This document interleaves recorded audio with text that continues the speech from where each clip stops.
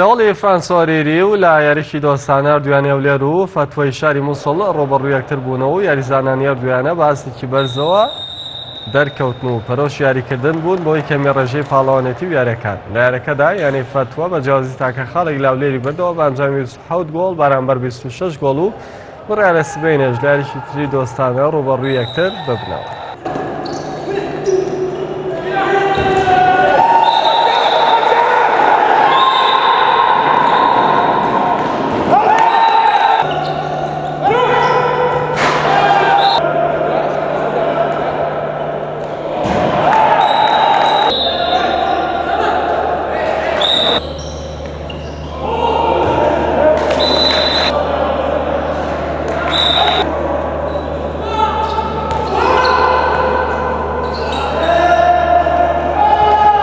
نەبوونی پاڵەوانێتی لە هەرێمی کوردستان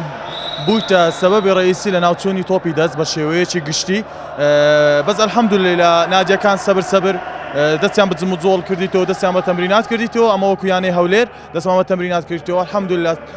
لەو ماوەی کەوا چەند یاریەکی دۆستانەمان کردی هەرچەندە مشارەکەی بتوڵەکان ناکەین بەس ئەو یاریە دۆستانانە وای کردیەکەوە هەتا حەدەکی تۆپی دەست لە ناومان زیندی بووبتەوە ئەمەش لەگەر ڕاهێنەر ئیبراهیم خەنجەر سەبر خۆمان ئامادە دەکەین ئینشاءڵڵا لۆ بەشداریکردنی خولی